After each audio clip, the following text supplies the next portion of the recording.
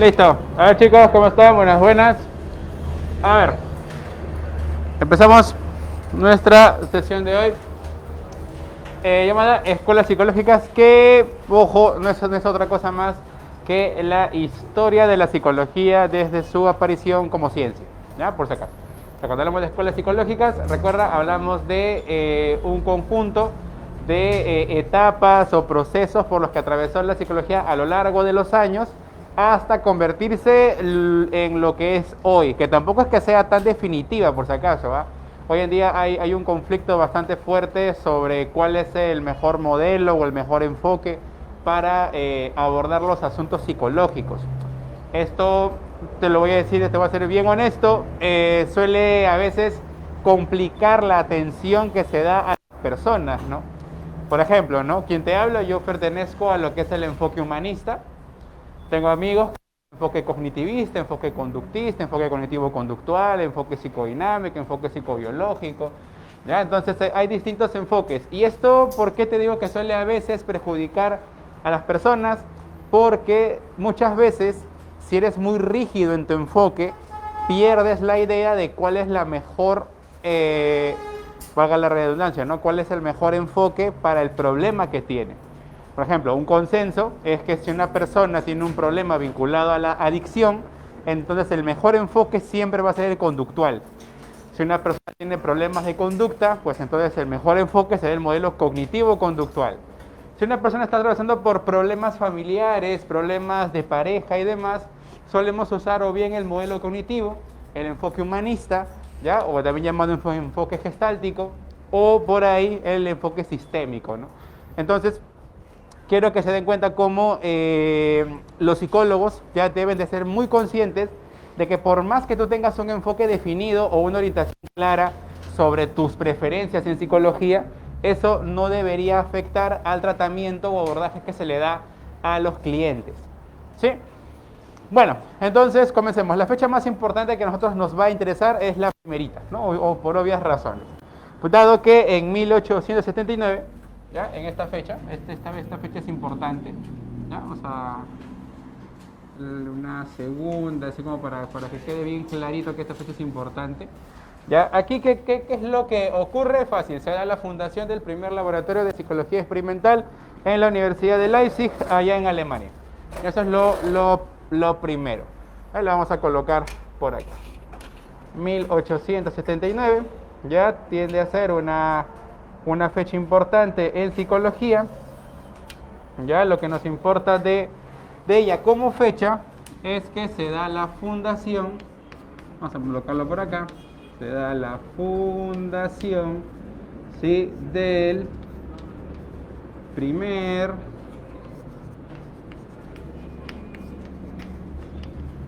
laboratorio de psicología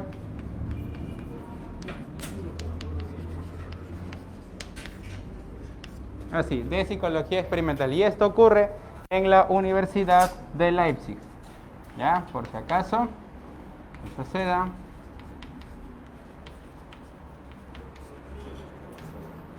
en la Universidad de Leipzig, esto en Alemania. Ya está. Ese es al menos el dato que nos interesa para poder rastrear el origen, recuerda el origen científico de la psicología, 1879.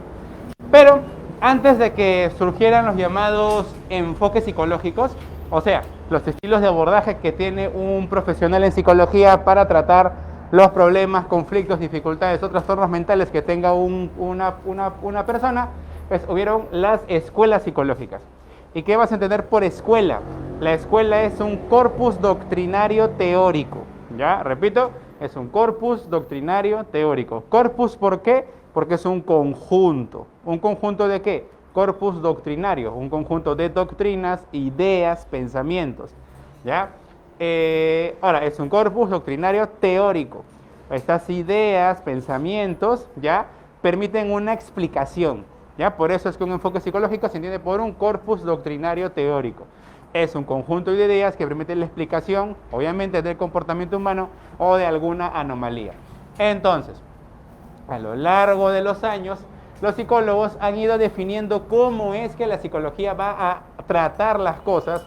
Y en primer lugar, lo primero que la psicología tuvo, lo primero con lo que se enfrentó es qué va a estudiar. Lo primero. ¿Por qué? Porque si la psicología se va a convertir en ciencia, como ciencia debe tener un objeto de estudio. Ya pues, ¿cuál va a ser? Para esto, recordando un poquito el pasado, la psicología hasta meses antes había pertenecido a la filosofía, más aún era una disciplina filosófica. Entonces, ya más o menos había una idea de qué cosa debía estudiar, sobre todo al principio. Y va a ser el estudio de la conciencia. Así es como aquí va a surgir la primera escuela psicológica, ya que surge algo así como que de forma gratuita. Ya es como que se funda el laboratorio y al mismo tiempo también se va a fundar la primera escuela. Y esta escuela se llamó estructuralismo. Ahí está, estructuralismo. ¿Y por qué se llama así? Pues fácil, porque el estructuralismo va a buscar estudiar la estructura de la conciencia. Eso es lo que quieren comprender ellos, la estructura de la conciencia. Así que si nos preguntan cuál es el objeto de estudio de la psicología para los estructuralistas, fácil, es la estructura de la conciencia. Ahí está, estructura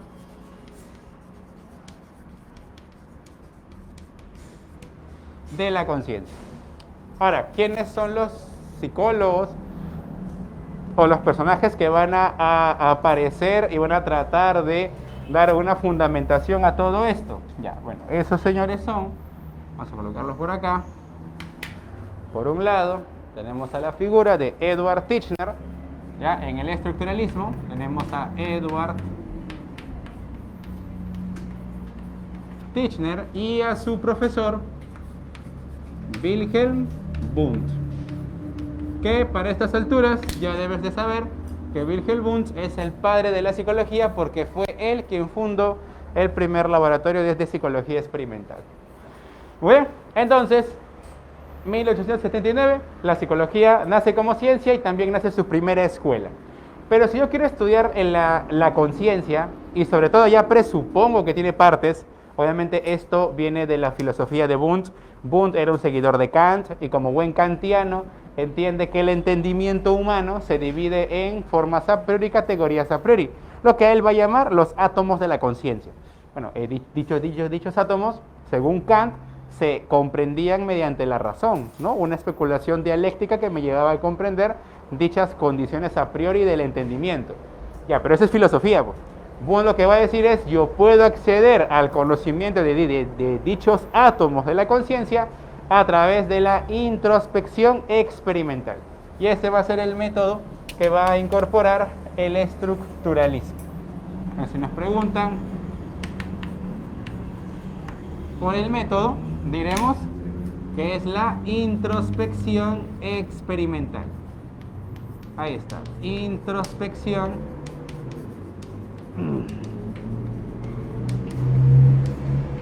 experimental. ¿Cómo funcionaba esta? Muy fácil, sentábamos a una persona y le decíamos cierra los ojos o le vendábamos los ojos, le dábamos un objeto y le preguntábamos qué es ese objeto. Luego de decirnos creo que es esto, le decíamos cuando usted recibió el objeto, ¿qué sintió? ¿No? Le preguntamos por su sensibilidad. Dos, emocionalmente, ¿qué pasó por su sentir? ¿No? Entonces ahí pues la persona nos iba describiendo lo que experimentó internamente. Así es como nace el primer método. Ojo, el primer método que no es un método científico, ¿ah? Pero ya es un primer método de acercamiento, de aproximación a la comprensión de la conciencia. Ahí está, introspección experimental. Buenos días. Entonces, la idea, ya una vez construido el método, ¿qué pasó? Ahí está. Entonces, una vez tenido el método, pues bueno, hay que comenzar a realizar las investigaciones y pues bueno, aquí vienen los aportes, ¿no? ¿Cuáles van a ser estos agregados? ¿Sí? Ahí está, que nos trajo el estructuralismo. El primer agregado que vamos a encontrar obviamente va a ser el modelo atómico de la conciencia. Vamos a ver acá. División atómica de la conciencia. Ahí está. División atómica de la conciencia. Buenas, buenas. ¿Y cuál es este átomo? ¿Cuáles son esos átomos que componen a la conciencia? Son tres, ¿ya? Tres. Que son sensaciones. Así, sensaciones. Imágenes.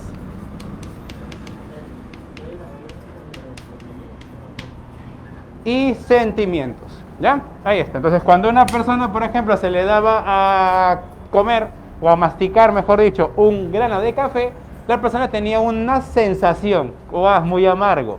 Venía una imagen a su cabeza, que puede ser la primera vez que probó el café, o a que cómo él toma el café, etcétera. Y luego un sentimiento, ¿no? Si le pareció agradable o desagradable. Puede que diga, me pareció agradable el recuerdo que tuve. Ah, mira qué chévere, una imagen que generó una emoción agradable. Pero me resultó desagradable el haber masticado el café directamente, ¿no? Así descubrimos cómo las personas reaccionan interna y externamente. Y dentro del mundo interno, entendemos, por ejemplo, que no es lo mismo la vivencia actual que el recuerdo que pueda desarrollar con el mismo, ¿no? Así que primer aporte de los estructuralistas. Un segundo aporte que encontramos aquí, ¿ya? Y que tiene que ver con esto del mundo interno, y el mundo interno va a ser la clasificación de las conductas. Vamos a ver acá.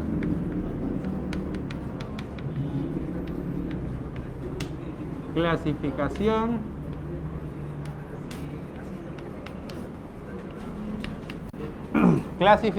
de las conductas. Esta clasificación,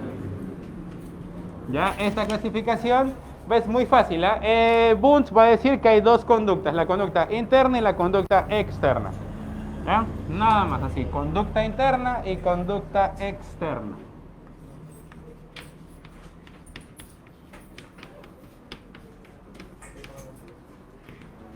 Conducta interna.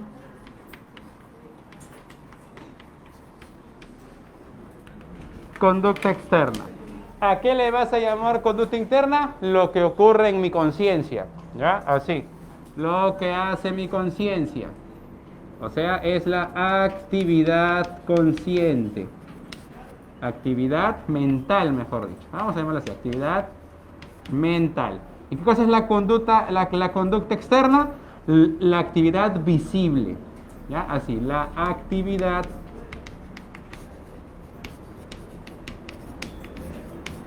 visible. Esto va a ser importante, ¿eh? Por si acaso, porque ya habíamos visto, creo que hace un par de clases, o creo que recién lo va a hacer dentro de 2 semanas, ya que los procesos psicológicos eran invisibles, mientras que la conducta era observable. Ya eso lo plantearon por primera vez ellos, los estructuralistas. Ahora, otro aporte adicional que tenemos de los estructuralistas va a ser la clasificación también de las emociones, ¿ya? Por si acaso, ellos fueron como que los pioneros en ello. Clasificación de las emociones. Clasificación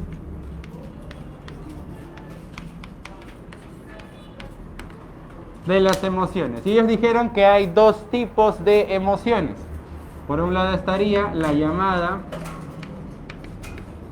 emoción asténica, ¿ya? Así, emoción asténica.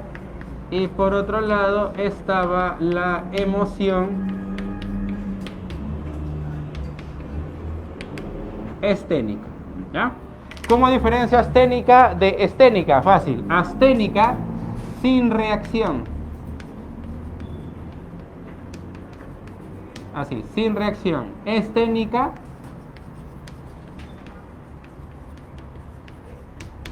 con reacción. ¿Cómo es esto? Supongamos que me da miedo las arañas y de pronto baja una araña. La veo y me quedo quieto. Estático, no me puedo mover, me siento paralizado. Esto es como se llama emoción asténica. Ahora, baja la araña, la veo y retrocedo, me muevo, grito. Emoción esténica, porque hay una actividad, hay una reacción. Muy bien, entonces hay algo importante, ¿no? Que ya los psicólogos, ¿no? Porque ya les podemos llamar psicólogos, los psicólogos y estructuralistas pretendieron entender, uno, cómo funciona la sensibilidad humana, dos, cómo funciona el actuar humano, y número 3, cómo funcionan los sentimientos. ¿Ya? Todos ellos obviamente encajan siempre en el modelo triárquico de la división atómica de la conciencia. Y bueno, así comenzó. Pero mira nada más, al poco tiempo ahí nada más, o sea, fue una reacción casi de inmediato. Ah, me olvidaba. Esto, estructuralismo, esto surge en un país, Alemania. Ya, sí, surge en Alemania. En el 80, de ahí nada más, va a haber una crítica. Va a aparecer, ya, así va a surgir, ¿qué cosa? Bueno, va a surgir el denominado funcionalismo. ¿Ya? Así, el funcionalismo.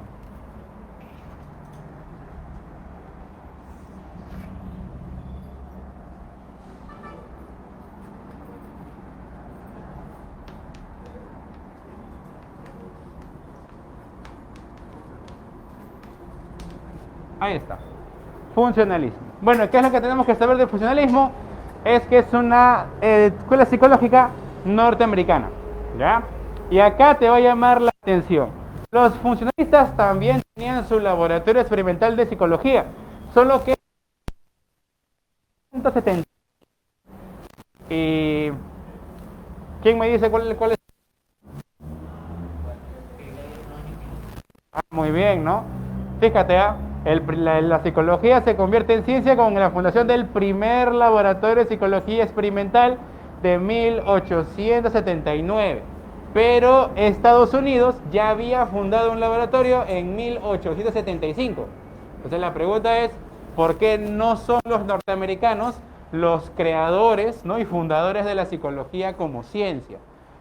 A ver, la historia es larga, ¿ya?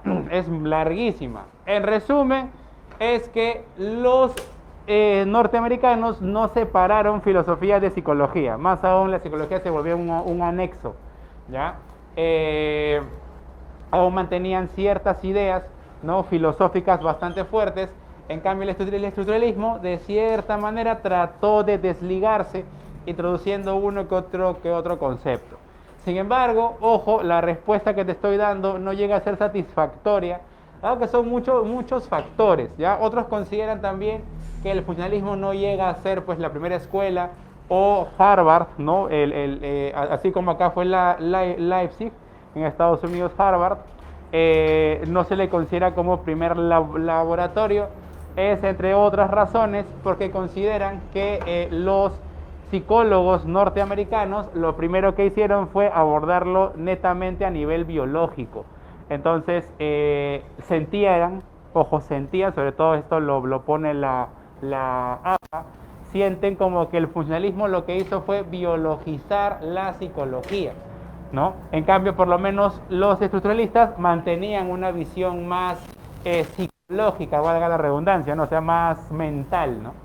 Bueno, te vas a dar cuenta ahora. El funcionalismo ya tiene como representantes a, por un lado, William James. Ya, ahí está, William James. Y por otro lado, al señor John Dewey. Ahí está. William James y John Dewey. Listo. Primero, ¿qué propusieron como objeto de estudio ellos? Ellos van a considerar también estudiar la conciencia, pero a diferencia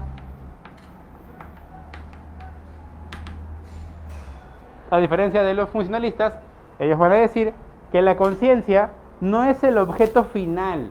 lo que nos importa es cómo es que la persona, valiéndose de la conciencia, se adapta al mundo. Así es como nace el objeto llamado funcionalidad de la conciencia. Su objeto de estudio, repito, fue la funcionalidad, ¿ya? Así, funcionalidad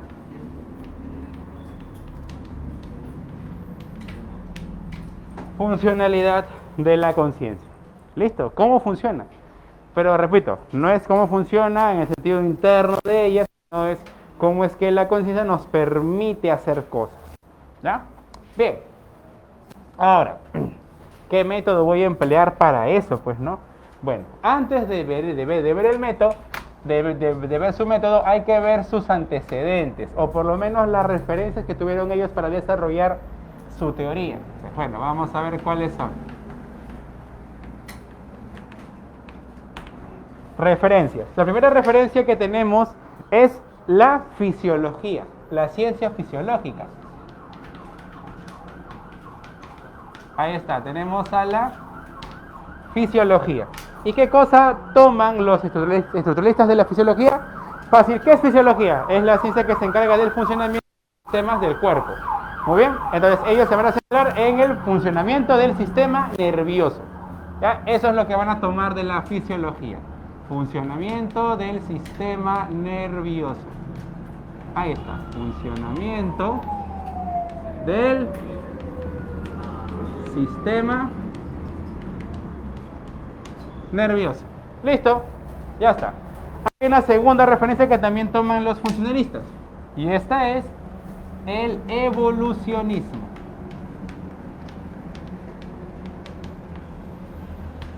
Ahí está. Buenas. Sí.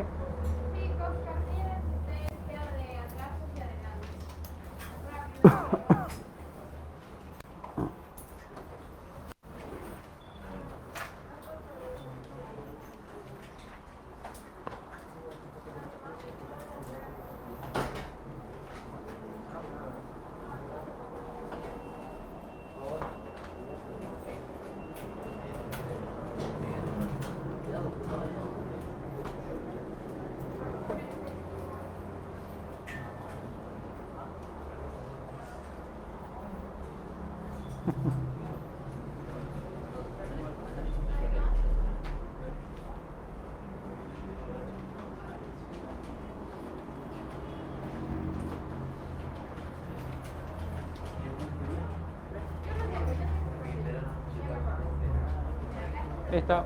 Entonces, la segunda referencia que toman ellos, repito, es el evolucionismo. Y ¿de quién es? Tú lo conoces, Darwin. ¿Y qué había dicho Darwin en sus dos libros, tanto El origen de la especie como El origen del hombre? Algo muy sencillo. La supervivencia está definida por la capacidad de adaptación. O sea, el que sobrevive no es el más fuerte, sino es el más apto. Y eso es lo que van a incluir ellos. O sea, eso es la referencia que toman ellos. Ya, la supervivencia, así, la supervivencia, ¿sí? Depende de la adaptación. Así, depende de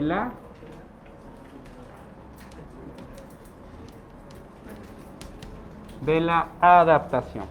Así pues, es como los funcionalistas, teniendo estas dos referencias, ¿sí?, construirán un nuevo marco teórico.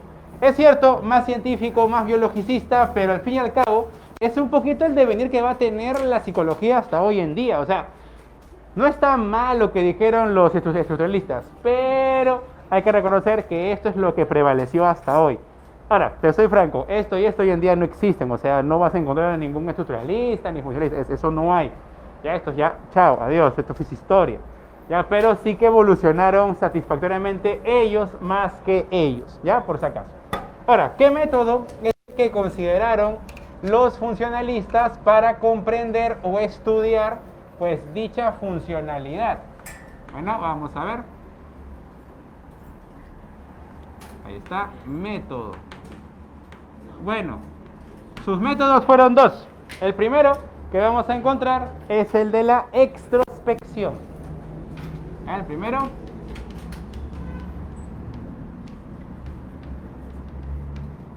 es la extrospección experimental, ¿ya? Primer método. Y su segundo método, ¿ya?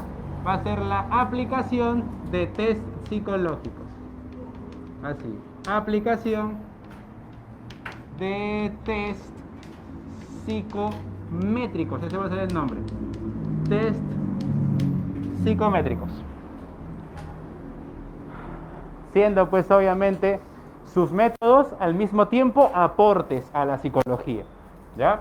Si bien es cierto, para esta época los psicólogos no trataban personas, no le decían por favor siéntese aquí, hábleme, ¿no? O sea, no había todavía eso, pero sí todavía estaban tratando de entender lo que pasaba en este mundillo, ¿no? Pues ellos, para ver cómo funcionaba la cabeza, pues lo que voy a ver es qué es lo que hacen.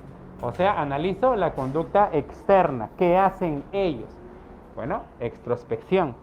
Pero luego, oye, pero si yo quisiera saber, ya, hace tal cosa, pero ¿por qué es que lo hace así? Ah, ya, pues ahí viene la segunda parte, analizar el mundo interno. Pero el mundo interno no lo voy a analizar. A ver, dígame usted, señora, ¿qué sintió cuando masticó el café? No, pues son tonterías. Para los periodistas esto está mal. Entonces ellos van a decir, vamos a aplicar una prueba que me permita medir. Fíjate, voy a aplicar una prueba, un test, que me permita medir el estado mental. ¿Sí? De ahí el nombre de psicométrico. Por eso que hoy en día es un error que le llamen test psicológico. Porque no es psicológico, es psicométrico, porque mides. O sea, las pruebas nos permiten medir. ¿Ya? Entonces, dime. Mide la actividad mental, mide el proceso mental, mide qué es lo que pasó por tu cabecita, ¿no? Qué es lo que está pasando, ¿no? Hoy en día, pues hay test para todos los gustos, ¿no? Hay test para cualquier cosa, ¿no? Pasa aún, hay test que son larguísimos, test que son cortitos. Por ejemplo, el test de inteligencia emocional, el ICE Barón, tiene, si no me falla la memoria, 186 preguntas, ¿ya?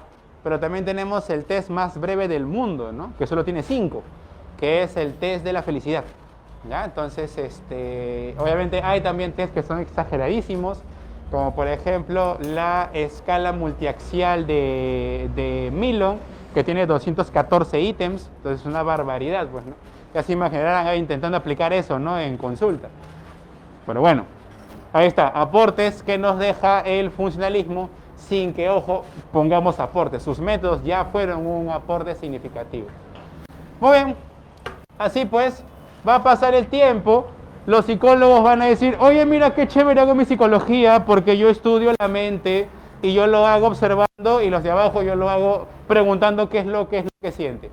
Hasta que hubo un médico, lastimosamente para la psicología, hubo un médico que dijo, yo creo que están mal. Creo que hay algo que no estamos viendo. ¿Estos quiénes fueron? Mira. Suele pasar, seguro te habrá sucedido, que a veces tú quieres hacer cosas que tú racionalmente no desearías, pero que a veces pasa por tu cabeza. Por ejemplo, puede ser golpear a una persona que te molesta mucho, matar con una cucaracha inocente, ¿no? Que lo único que ha hecho es ser chiquita y darte asco, ¿no? O no sé, pues no gritarle a un niño. Hay ciertas cositas, ya dependiendo de tu forma de ser y de las vidas que hayas tenido, pues suelen pasar por tu cabeza. Y ojo que mira que también puede incluir el pensamiento suicida, que también suele aparecer, por más que no tengas depresión, es muy propio de la adolescencia. Ya pensar por un momento, ¿qué pasaría si yo me muriese, no? ¿Me recordarían? ¿Qué harían? Quizás por ahí al tacho, no lo sé, pues, ¿no? Entonces te vas poniendo a pensar en ello. Pero la pregunta es, ¿de dónde salen esos pensamientos? ¿De dónde salen esas acciones? ¿Por qué queremos hacer cosas que racionalmente no queremos hacer? Bueno, ahí es donde aparece por primera vez el concepto de inconsciente. ¿Y quiénes son los que van a lanzar ello? Pues fácil, los psicoanalistas. Así pues, en 1895 ocurre un evento, ¿no? Vamos a colocar por acá. En 1895, ya, a ver, lo voy a separar, ¿ya? En 1895, ya ocurre algo. Voy a escribirlo por acá. 1895, chicos, es un año importante, ya no solo para la psicoanalista, sino también para la psicología, porque permitió ya un salto adicional. En 1895 se da la publicación, así, publicación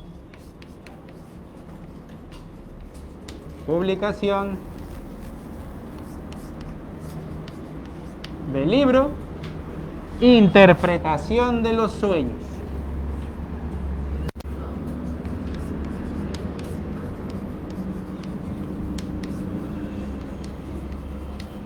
Interpretación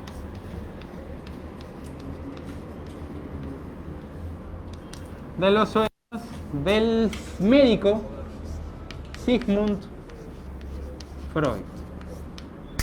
Ahí está. Médico psiquiatra, ¿no? Bueno, aunque era más un médico general, pero bueno, ahí está, nuestro amigo Freud. Este libro marcó pues toda una época, ¿no? Donde la gente quería comprar este libro como los si se desesperaban. Ahí voy a ver qué significan mis sueñitos, ¿no? Como si fuera un diccionario, ¿no? O sea, como si, a ver, soñaste con ratas, eso significa que vas a perder cosas. Soñaste con dinero, eso quiere decir que vas a gastar mucho dinero. Soñaste que te ahogas, eso significa que te ahogas en preocupaciones. Soñaste con otra cosa. Ya, esas son... no, casi me sale una grosería. Son tonterías, ¿ya? Son tonterías. Porque incluso el mismo Freud lo dice, o sea, tú comienzas a leer este libro y al principio nomás, primera página, o sea, luego de haber leído el índice, la dedicatoria, el prólogo, ¿ya? En la primera página del inicio del texto, Freud dice, no existe, o sea, bien claro, no existe realismo en la simbología interpretativa de lo que ha soñado una persona. O sea, yo puedo haber soñado con ratas, mi amigo puede haber soñado con ratas, mi vecino soñó con ratas, mi tía soñó con ratas, y no por ello, porque soñamos con el mismo animalito, en todos los sueños va a significar lo mismo. ¿Me vas a entender? Por si acaso. Por eso es que no hay algo así como un diccionario. Buenas. Buenos días, ¿cómo estás? Ya, no hay un diccionario de ello. Pero bueno, la gente parece que se olvidó esa página, se la saltaron porque fueron de frente a un capítulo, que es sobre la interpretación de los sueños, o sea, directamente, ¿no? Y ahí Freud nos va mostrando un montón de casos donde él interpreta sueños, ¿no? Pero ¿para qué interpreta sueños? Fácil. El psicoanálisis ya tenía en su cabeza, en este caso Freud, que los sueños, ¿sí? Los sueños, de acuerdo con el psicoanálisis, ya voy colocando el nombre de la escuela por acá, ya el psicoanálisis, vamos a colocar por acá, psicoanálisis, ahí está. El psicoanálisis ya tenía en su cabeza que los sueños ocultaban nuestros deseos más ocultos, ¿no? Nuestros sueños reprimidos, ¿no? Freud escribe, y acá sí, ojo, les voy a pedir mucha mente abierta, ¿eh? Porque Freud era demasiado sexual, ¿ya? Entonces Freud decía, ¿no? Uno de los sueños más oscuros que tiene todo hombre es acostarse con su madre, ¿no? Y puede que ustedes me digan, profesor, qué enfermo que es usted, ya no lo digo yo, libros de Freud. Leer a Freud es ¿ya? Por si acaso. Si alguno de ustedes quiere ser psicólogo, porque ustedes son ciclo uni, pero en un futuro quiere ser psicólogo, si les mandan a leer a Freud, créanme, súper mente abierta, open mind, ¿ya? Open mind. Porque sí, imagínense nada más cuando hablaba del complejo de Edipo, el niño de 3 años y medio quiere tener relaciones con su mamá, eso lo dice Freud explícitamente, ¿no? O el placer anal que tiene un niño de 1 año y medio, ¿no? Y lo habla, pero así tú dices, ok, esto es para probar mi examen, ¿no? Y tú sigues leyendo, pues, ¿no? Obviamente luego hay una crítica muy fuerte, ¿no? Melanie Klein, Winnicott, Anna Freud, su propia hija, también cuestionó la forma pues sexualizada que tenía él. Esto tiene una explicación, y es que actualmente ya hay una teoría muy fuerte que considera que Freud fue víctima de abuso sexual indirecto. Tú dirás, aguanta. Yo conozco el abuso sexual nomás, profesor. ¿Cómo que abuso sexual indirecto? Sí, existe el llamado abuso sexual indirecto infantil. El directo, vamos a llamarlo así, el directo, el que todo el mundo conoce, es pues cuando un adulto pues sobrepasa la intimidad física de un menor. Eso lo entendemos todos. Pero ¿cómo sería el indirecto? El indirecto es cuando, por ejemplo, los papás deciden tener relaciones sexuales frente a sus hijos. Y tú dirás, profesor, ¿en qué mente puede los papás tener sexo frente a sus hijos? ¿Sí? Hay muchos papás que tienen sexo frente a sus hijos. ¿Cuándo? En la noche, cuando sus hijos duermen. Hay una cama al costado, su hijo duerme en esa camita, su hijo es un bebé, es un niño, tiene 2, 3, 4 años, y mientras él duerme, pues los papás deciden tener relaciones sexuales. Muchas veces por los sonidos que tú ya conocerás, ¿no? El niño se despierta y ve esa escena. Ve a sus padres desnudos, escucha a su mamá gritar, escucha a su papá hacer una que otra cosa, y eso genera un trauma psicológico bastante fuerte. Ya hoy en día hay bastante evidencia científica sobre el trauma que deja a los niños cuando han presenciado el acto sexual sin estos haberlo entendido, comprendido, etcétera, ¿no? Entonces, lo que se asume es que Freud habría tenido esta experiencia cuando era muy pequeño, lo cual se explicaría por qué es que él se profundizó tanto en el tema sexual, ¿no? En este tema de la represión y demás. Pero bueno, ahí está el origen del psicoanálisis. Pero bueno, ¿quiénes son los representantes? Bueno, aquí tenemos por un lado a Sigmund Freud, obviamente, ahí está, Sigmund Freud, el médico Sigmund Freud, y su colega Carl Jung. Ahí está. Así que para cerrar lo que dije hace un rato, si algún día desean tener hijos, por favor se me aguantan todas sus pasiones, ¿ya? O se van a un lugar aparte donde estén los niños, ¿ya? Créanme, tratar el trauma de un niño que ha presenciado eso no es fácil. Y te lo digo por experiencia. Ya he tenido 2 casos ya de adolescentes con problemas vinculados a la sexualidad, ya sea porque hay demasiada distorsión sexual cuando ya tienen parejas o por una inhibición excesiva, ya, y sí, es muy complicado. Más o menos una terapia de un año y medio, ya demora un montón. Porque claro, puede que nosotros nos riamos un poco, ¿no? Porque digamos, ay, claro, pues no, claro, piensa que su papá le está pegando a su mamá, pues, ¿no? Pero el niño no, o sea, el niño lo vivencia como una escena traumática, ¿ya? Bueno, primero, ¿cuál es el objeto de estudio? Ya te lo he dicho, es el inconsciente. Ellos descubren esto. Descubren que hay algo detrás de la psique humana, ¿sí? Que obliga a la persona, o mueve, o influye a la persona a hacer cosas que no quisieran. Así que ahí está, su objeto es el inconsciente. Muy bien. Pero ¿cómo lo voy a estudiar? Ya. Para eso voy a requerir de ciertos métodos. Vamos a ver. Si hablamos de método, aquí vamos a encontrar al primer método que emplearon ellos, que va a ser la hipnosis. Ahí está, la hipnosis. Método que por si acaso fue eliminado, ¿eh? Posteriormente lo desestimaron y dijeron no va.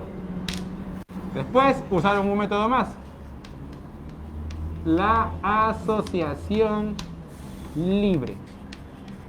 Así, asociación libre de ideas. Este es el método que ha continuado hasta hoy día. Te explico, ¿qué es la hipnosis? Profe, ¿este es lo que yo he visto en televisión cuando una persona dice 3, 2, 1, duérmete? ¿Eso es hipnosis? No. Eso es show, ya, eso es show. Ya, por acá me comentan en el chat, profe, pero de Edipo fue porque él no sabía que era su mamá. No. Claro, el complejo de Edipo, ahora lo voy a explicar, ¿ya? Por si acaso, aquí. Eso lo voy a explicar en un ratito, ¿ya? El complejo de Edipo, complejo de Electra y complejo de castración. ¿Ya? Ahorita lo explico.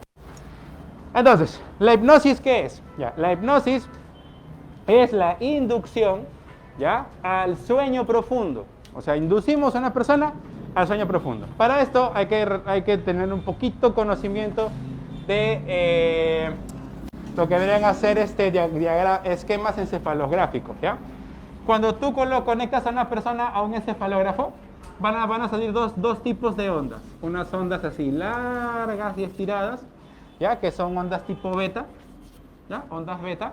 Y luego vamos a encontrar unas ondas pues más chiquititas y más conjuntas, ¿no? A estas le vas a llamar ondas de tipo delta, ¿no?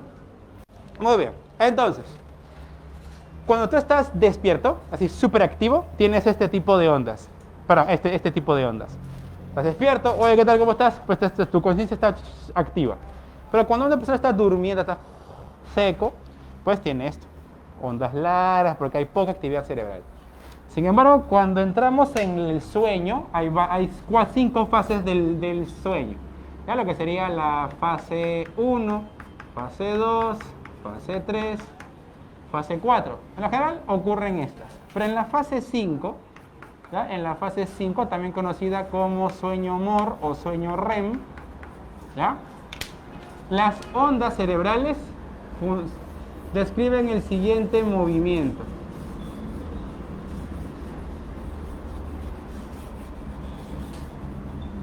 O sea, encontramos los dos tipos de ondas, ¿cierto? Ondas de tipo beta y ondas de tipo delta. ¿Esto qué significa? Que la persona está dormida y despierta al mismo tiempo. Y esto lo podemos ver muy rápido. Si ustedes duermen con alguien, ¿ya? O sea, no me refiero a tu pareja, ¿no? O sea, me refiero a tu hermano, duermes con alguien ahí en tu casa y no necesariamente en la misma cama, porque puede ser camarote, etc. Si duermes con alguien, puedes aprovechar y hacer este experimento.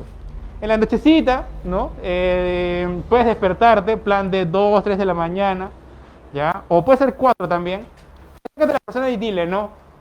Hola, ¿no? Y la persona te va a saludar, te va a decir hola, pero así dormido, ¿no? Porque está en MOR o en REM, ¿ya? También le puedes decir, ¿no? Te quiero mucho. Y te va a decir, ah, sí, yo también, ¿no? Responde, que chévere, es bien divertido, ¿ya? Claro, de todas maneras, sí, a cada rato yo a mi familia yo los he usado de conejillo de indias durante toda mi carrera, de todas maneras. Entonces, puedes preguntar un montón de cosas, ¿no? Me odias, me detestas, oye, me das un sol, lo que se te ocurra. La persona cuando despierte va a estar como que, oye, he tenido un sueño raro, ¿no? ¿Ya? Ya, entonces, ¿qué es lo que hace la hipnosis? Induce a la persona a ese estado. Y en ese estado, la persona está despierta, recuerda, está despierta, pero también está dormida. ¿Y por qué la pongo en ese estado? Porque en ese estado la persona es consciente de su sueño, de lo que está soñando. Entonces yo le puedo preguntar, ¿qué ves? Quiero que conmigo vayas avanzando por este lugar y me digas qué es lo que ves, con quién estás, qué hay alrededor tuyo, cómo te sientes tú. ¿Me dejo entender? Eso es lo que hago yo ahí.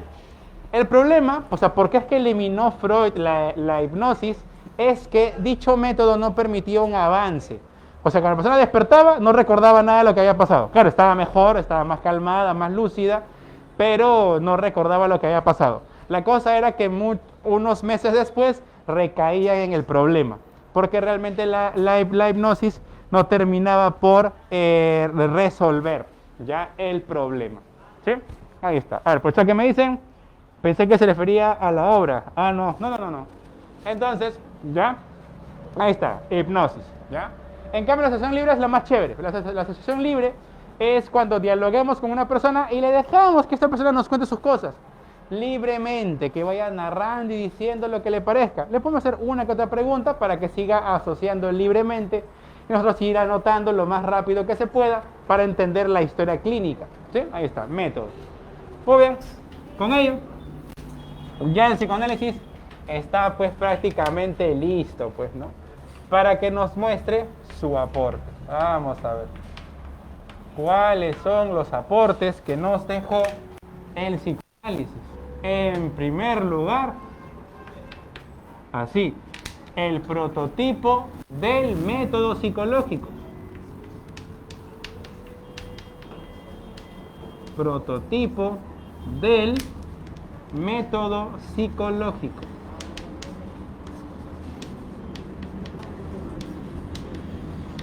Así, prototipo del método psicológico. ¿Y cómo es esto de método psicológico? Fácil. Cuando yo dialogo con una persona, lo primero que tengo que hacer es ganarme su confianza. Eso en psicología se llama rapport, ¿ya? O sea, ningún cliente va a hablar contigo si no confía en ti. Ejemplo, va a consulta un adolescente, pero porque su mamá lo ha llevado. Ah, no habla con el psicólogo, pues, ¿no? El psicólogo, ¿no? Hola, ¿qué tal? ¿Cómo está? Tome asiento. ¿Qué hace el adolescente? Ah, y se sientan. ¿Cómo estás? Tú debes saber, pues no eres psicólogo, ¿no? Bueno, o sea, hay una reacción negativa, ¿no? O sea, adversa, ¿no? Entonces el psicólogo debe ganarse la confianza, ¿no? De esta persona, ¿no? Eso se llama rapport. Y eso lo introdujo Freud. Entonces, profesor, pero si Freud era médico, ¿qué hace con esto? Ah, ya. Para esto un poquito de contexto histórico. El psicoanálisis en 1895 ya ocurría algo, que era el fenómeno de la histeria. Hoy en día se llama neurosis o desorden neurótico, ¿ya? Pero en esta época se conocía como histeria. Y la histeria era algo así como una enfermedad de tipo mental que se definía por comportamientos anómalos, comportamientos irracionales que realizaban las personas, pero como si estuvieran en un trance. Entonces, los psiquiatras querían resolver eso.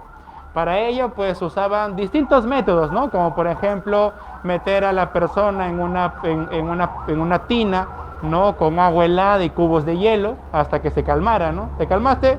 Todavía, ¿no? Y así, ¿no? Te acá. O no sé, pues no, algo tan sencillo como sentarlo y pasarle corriente eléctrica, ¿no? ¿Te calmaste? No, otra vez, ¿no? O ya, pues no, si no se calmaba, se le introducía pues algo así como esto, ¿no? Así por la nariz, hasta llegar al cerebro y se succionaba un pedazo de cerebro. Eso se llama lobotomización. Claro, ¿te calmaste? No, ahí sí ya estaban súper calmados, ¿no? Era el último recurso que usaban los psiquiatras. Pero Freud, y acá viene el aporte, ¿no? Por eso de método psicológico. Freud dijo, ¿no se les ha pasado por la cabeza preguntar a la persona cómo se siente? O sea, en vez de estar ahí sacando cerebros, congelando a la gente, pasándole corriente. O sea, no se les ha pasado por la cabeza preguntarles. ¿Y qué hizo la comunidad médica de esa época? Simple, se rió de Freud. ¿Cómo es posible que un médico quiera hablar con el paciente? Nosotros somos los médicos, sabemos cómo funciona el sistema nervioso. ¿Ves? Y sí, lo rechazaron, lo botaron de la comunidad médica. Freud por muchos años trabajó de forma independiente hasta que fue luego reconocido por otra vez, la comunidad médica por su aporte.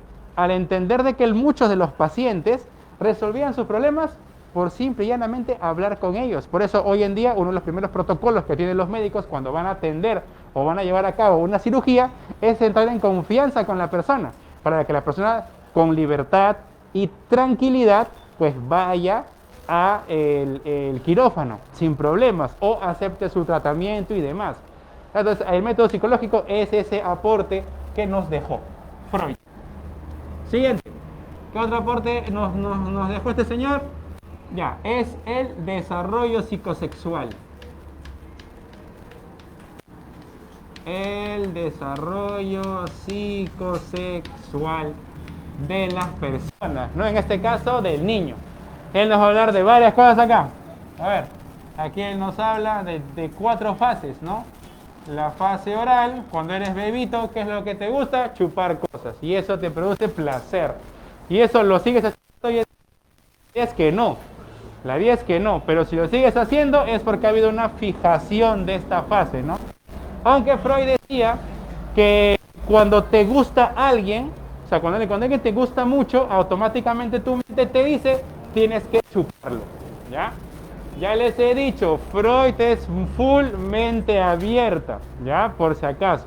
Cualquier cosita, ahí tienen un montón de libros. Profesor, ¿cómo me está diciendo que si alguien me gusta, tengo que ir a chuparlo? Es verdad. Porque para Freud el beso es eso, es una forma fijada de la fase oral. Por eso que toda persona cuando le gusta a alguien, sea de su mismo sexo o del sexo opuesto, lo primero que quiere y tiene ese placer es dándole el beso. Porque ahí se están succionando, pues, ¿no? Fase oral. Siguiente fase anal. Profe, ¿qué? ¿Ahora me va a decir que ahora yo tengo sueños ahí de cosas por el recto? No. La fase anal se refiere al control de los esfínteres. ¿A qué significa esto? Entre el año y medio y los 3 años, los niños aprenden a ir al baño. Y para aprender a ir al baño es todo un ritual. Tú lo conoces. Primero hay que saber aguantar hasta llegar al baño, poder bajarse los pantalones, la prenda íntima, y luego pues hacer la deposición o la micción, cualquiera de ambas. Terminado esto, hay que limpiarse, hay que lavarse las manos, secarse y salir. O sea, es un montón de cosas. Por lo tanto, en la fase anal lo que aparece es el respeto irrestricto por la norma. Así, por la norma. Y esto genera 2 tipos de comportamientos. Uno, respetar siempre la norma, o sea, control. Y por otro lado, que no te interesa la norma, que sería liberación o expulsión. formas fijadas de la fase anal en una vida adulta, según Freud, son, por ejemplo, los tacaños. Eso no te prestan ni 10 céntimos, ¿no? Dice, oye, préstame 10, que me falta para comprar mi pan con pollo. No, son 10 céntimos. Tú sabes cuánto el pan está caro, ¿no? Entonces, si no te prestan 10 céntimos, nada. O les acaban de encontrar un sol. Hoy te has encontrado, préstame. Pues no, me puedes ir más adelante. Y ahí está, y lo guardan. Tacaños, duros, acumuladores. ¿Qué diría Freud? Tienen una fijación anal. ¿Sí? Otro, tienes a tu amigo que se encuentra 50 soles y ya se lo gastó ya. Su papá le da 200 soles y desapareció los 200 soles. O sea, se lo gasta automáticamente. ¿Eso qué es? Derroche, expulsión. ¿Ves? También fijación de la fase anal. ¿Sí? Ahí está. Esto igual, de todas maneras, chicos, ahorita lo estoy explicando rápido. Tenemos una clase de acá ya varios meses más adelante, solo psicoanálisis. Ahí te explicaré un poquito cómo funcionan estos mecanismos. El siguiente mecanismo es la fase fálica. La fase fálica, como su nombre lo dice, hay una fijación en el falo. Profesor, pero el falo no es el pene. Sí. Las chicas no tienen pene, entonces las chicas no tienen fase fálica. Más o menos. La fase fálica se alude principalmente al acto masturbatorio, ¿verdad? El niño de entre los 3 y 6 años, según Freud, comienza a masturbarse, o sea, se toca. Y esto lo hace porque está explorando su sexualidad, porque ha descubierto que esa zona tiene una sensibilidad diferente. Pero lastimosamente, ahora esto Freud lo explica, recuerda, con ojos del siglo XIX, las mamás y las abuelas suelen reprimir esta masturbación. Saca la mano al cochino, ¡plaf!, ¿no? Y le cae su lapo al niñito. ¿Cuál es la niñita? Porque se está tocando, ¿no? Ahí está. Esto puede quedar fijado, ¿sí? La masturbación compulsiva de los de adultos o adolescentes, ¿no? Ya, no sé, pues, ¿no? Espero que tú no pases por eso. Masturbación de 3, 5 veces diarias, ¿no? O sea, ya hay un problema, ahí hay una anomalía, ¿no? Dime.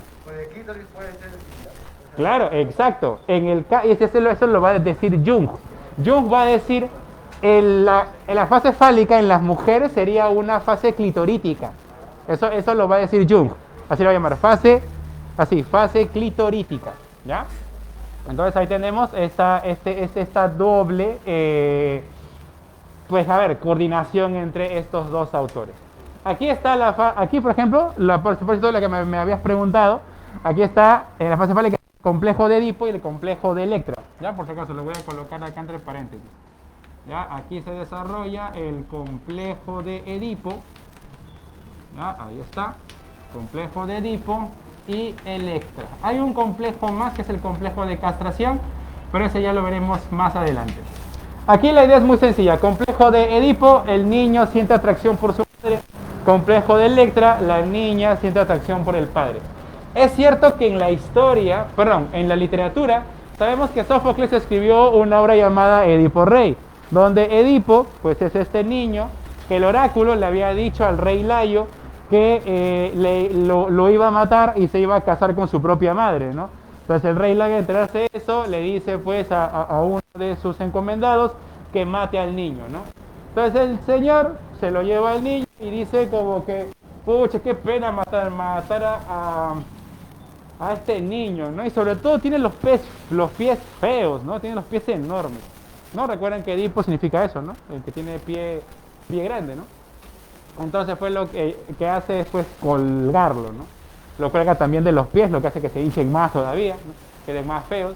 Entonces ahí está colgado, al final ese niño es rescatado, es criado por otra familia, el niño crece y hasta que llega un día donde en un cruce de caminos, pues Edipo, ¿no?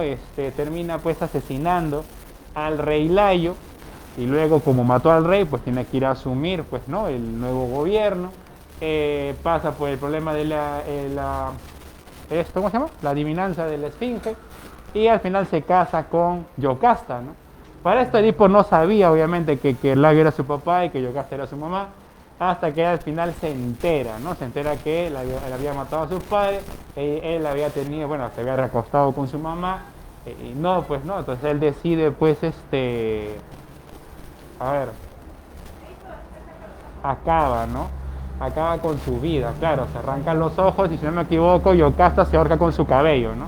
Entonces, pero ahí está. Recuerden que eso es una tragedia, ¿no? Está en el ámbito de la literatura, eso está en ¿cómo se llama? en estilo trágico de la literatura griega, ¿no? Entonces sí, es cierto lo que me mencionabas, ¿cómo se llama? Valentina, ¿ya? Pero en Freud le llamó Edipo por ese aspecto nada más, o sea, en este caso el interés del niño por la mamá, y en el Aristóteles es el del niño, de la niña hacia el papá. ¿Qué más hay en el desarrollo sexual? Bueno, también está lo que conocemos como el periodo de latencia. Periodo de latencia, donde no hay ningún interés sexual. Y finalmente, la fase genital, que ya sería la fase de exploración sexual, o sea, ya experimentar con otras personas, pues, ¿no? ¿Ve? Ahí está otro aporte del psicoanálisis al mundo de la psicología. Un siguiente aporte de Freud es que fue el primero en realizar una teoría de la personalidad, ya así. Puso el primer modelo, así, primer modelo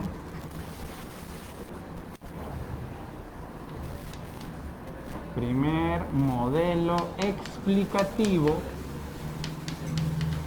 así, primer modelo explicativo de la personalidad.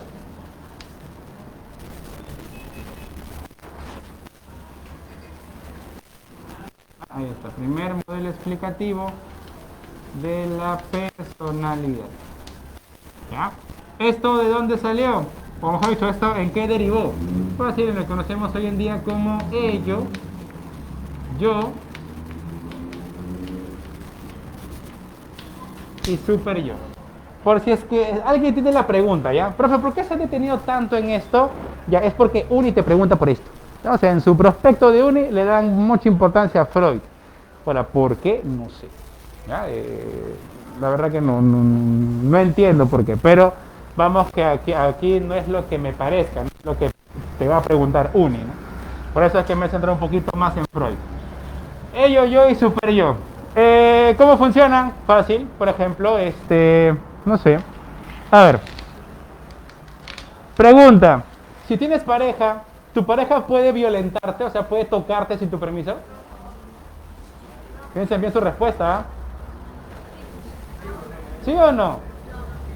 ¿Seguros que no? ¿Seguros? Pero es verdad que no. Ah, claro, obviamente puede que estén pensando en que me toque indebidamente, ¿no? Pero además tu pareja se acerca y te toca, ¿no? Te abraza, te agarra de la mano, viene, bla, toma, es un algazo, ¿no? Seas chico, seas chica, ¿no? Sobre todo son más las chicas las que digan, ¿cómo estás, amor? Bla, ¿no? Y él, oye, ¿qué pasó? ¿No? Entonces, ahí qué vemos, ahí vemos ello, pues. El ello es ese impulso, ¿no? Ese impulso de querer hacer, ¿no? Querer satisfacer un placer, ya, eso es ello. El yo es en plan, a ver, es cierto, es mi pareja, pero no debería preguntarle mejor, amorcito, ¿puedo darte una nalgada? ¿No? ¿No? Más lógico, ¿no? ¿Y esto por qué? Porque claro, yo digo, ok, yo quiero hacerlo, pero ella quiere, y si quiere, ya con todo, pues, ¿no? ¿Ves? El yo viene a apoyar al ello en la satisfacción del placer. Y el super yo sería la cuestión moral. Por ejemplo, ¿no? Amorcito, ¿cómo estás? Abrázame tú. No, suéltame. Cuando nos casemos me toca. ¿Ves?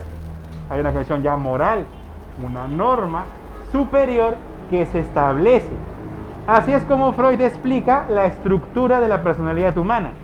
Satisfacción del placer, mecanismo racional y un respeto a una normativa o esquema sociocultural establecido, ¿no? Como se dan cuenta, pues análisis, vamos, que tiene aportes importantes no solamente en la parte sexual, sino también en la comprensión de la personalidad humana. Más aún es gracias a Freud que aparecieron teóricos posteriores como la teoría de Kretschmer, el modelo de Sheldon, el modelo de Jung, ¿qué más tenemos por ahí? El modelo de Milton, el de Roswell, ¿ya? Entonces hay modelos ya más complejos, pero que nacen a partir del aporte de Freud. Bueno, el psicoanálisis va a continuar, va a avanzar, Jung también va a estar muy chévere con él, hasta que 14, 1916, Jung se pelea con Freud y se separan, ¿no? Más aún se sabe hoy en día que en esa discusión Freud casi vota a puñetazos al Jung. ¿Y esto por qué? Porque llegaron a ciertas diferencias donde Jung ya cuestionaba la sexualización en la teoría freudiana, ¿no? La hija de Freud no va a dejar a su papá, se va a quedar hasta el final a su lado, pero cuando el papá muere, o sea, cuando Freud fallece, la hija automáticamente replantea el psicoanálisis, eliminando la parte sexual y dando más estudios, por ejemplo, centrándose en el análisis de los mecanismos de defensa. Aparecerán más psicólogas, ¿no? Como Melanie Klein, que hablará acerca de lo que ella llamó el pecho bueno y el pecho malo, ¿no? En referencia a la mamá buena y a la mamá mala, ¿no? Etcétera, ¿no? Van a comenzar a surgir mujeres en adelante, ¿no? Dentro de esa línea, no psicoanalítica, pero sí de mujeres psicólogas, aparecerá Diana Baumrind con el estudio de los estilos de crianza, ¿no? Porque sí, algo que dejó Freud, y es lo que hay que reconocerle, es que Freud dijo que los problemas de los adultos tienen su origen en la infancia. Ese es el aporte principal del modelo de Freud. Es decir, si yo no abordo a los niños correctamente, o no los educo bien, o no me preocupo por tratarlos bien, entonces es muy probable que en el futuro tenga problemas. El principal autor que entendió eso fue Erik Erikson y sus 8 crisis existenciales o 8 crisis psicosociales, ¿no? Pues ahí está, Freud no está mal. Pero bueno, pasan los años y en 1912 ocurre algo interesante. En Estados Unidos aparece una nueva escuela. Vamos a ver de qué va esta escuelita. Aparece una nueva escuela que va a criticar a todo lo que ha habido antes. Esta escuela recibe el nombre de conductismo.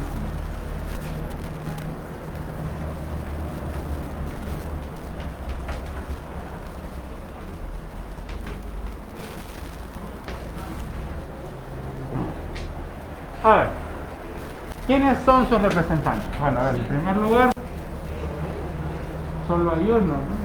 Al menos al principio. De la figura de John Watson. Ahí está. John Watson dijo que hay un problema en la psicología. Y su problema es que pretende ser científica y hasta ahorita no tiene ningún objeto de estudio que sea científico. Tú dirás, profesor, pero ¿cómo no va a ver? Acá está, pues, estudia la conciencia, la funcionalidad del inconsciente. Y Watson va a decir, pregunta, ¿yo puedo ver esto? Acá yo supongo.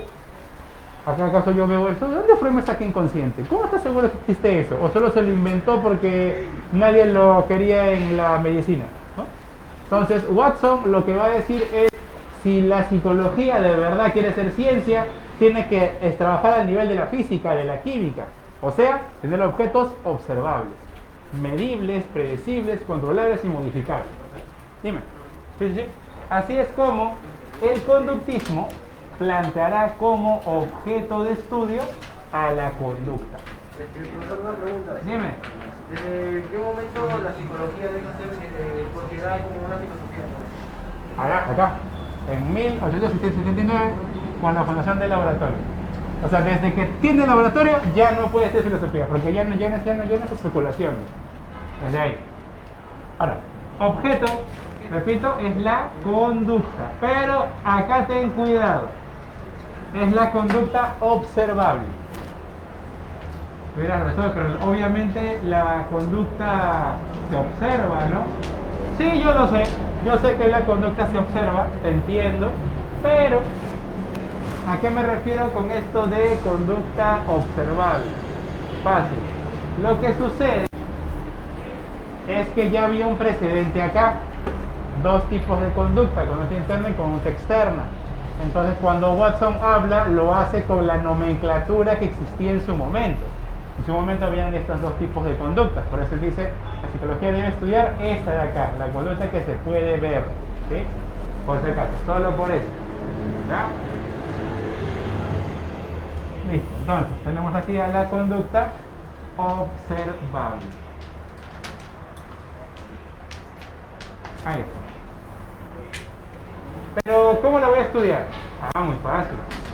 Para yo poder estudiar a la conducta, yo necesito algo que me permita manipularla, jugar con ella, como lo hace la ciencia verdadera, ¿no? Entonces, su método será el método que va a empezar a ser utilizado en psicología por toda la comunidad, que será el método experimental.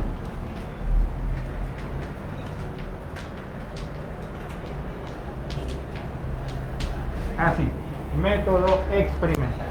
¿Y de qué va el método experimental? Fácil. Establecer relaciones de causa y efecto. Si pasa A, entonces va a pasar B. Así es como funciona el método experimental.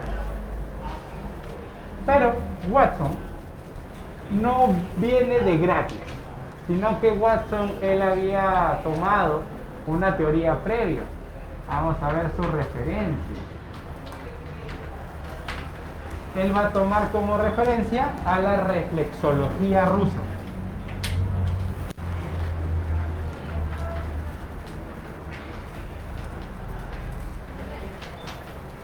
Ahí está, a la reflexología rusa. La reflexología rusa, por supuesto, tiene como su principal exponente al fisiólogo Iván Pavlov. Mira que dijo fisiólogo, porque él no es psicólogo. Él pertenecía a los modelos fisiológicos rusos. ¿Ya? Iván Pavlov había estado estudiando algo muy bonito que en su esquema, en su modelo, se llamaba la teoría de los reflejos condicionales. ¿Ya? Así. Teoría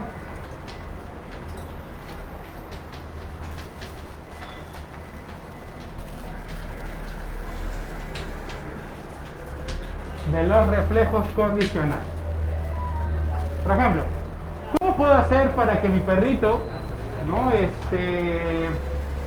Me haga caso, ¿no? O se siente o dé una vuelta, ¿no? Bueno, para eso primero hay que entender cómo funciona el comportamiento de los animales, que es muy semejante a nuestro comportamiento. Exacto, muy bien. Por ejemplo, un perrito cada vez que tiene su plato de comida, ¿qué es lo que hace? Saliva automáticamente, por reflejo. Ya, porque está disponiendo su hocico a que va a ingresar comida y hay que disolverlo. ¿Ves? Pero yo puedo hacer que este perrito inicie la salivación sin que le ponga la comida. Sí, pero Pavlov lo descubre por accidente. Él estaba midiendo la cantidad de saliva que producía un perro frente a la comida. Entonces, cada vez que le ponía el plato y le servía la comida, ocurrió en un momento el siguiente evento. Pavlov le puso el plato y el perro comenzó a salivar. Este hecho es el que le llama la atención a Pavlov. Y él dice... Entonces, él dice, ¿no? A ver, yo le puse el plato, no hay comida y aún así ha salivado. Como si el perro se estuviera anticipando al evento. Así es como Pavlov descubre que los reflejos, como la salivación, ¿ya? Los reflejos se pueden condicionar, o sea, pueden responder a estímulos diferentes. Es decir, el perro saliva frente al estímulo comida, pero por asociación, en este caso el perro ha asociado la comida con su plato. Entonces, ahora el perro cada vez que ve el plato, automáticamente asocia que va a haber comida y por ende empieza a salivar. A eso se le llama, repito, teoría de los reflejos condicionados, que Watson le va a llamar condicionamiento clásico, ¿ya? O bueno, en su época, teoría del condicionamiento. Nosotros hoy en día, o sea, ya muchos años después, le llamamos condicionamiento clásico, porque luego Skinner propuso otro, ¿no? Que es el condicionamiento operante, ¿ya? Pero por si acaso, en su momento, Watson le llamó así, teoría del condicionamiento. Ya, por si acaso ese va a ser su aporte. Ya, vamos a colocar aquí. Dime. Bueno, su aporte es la teoría del condicionamiento.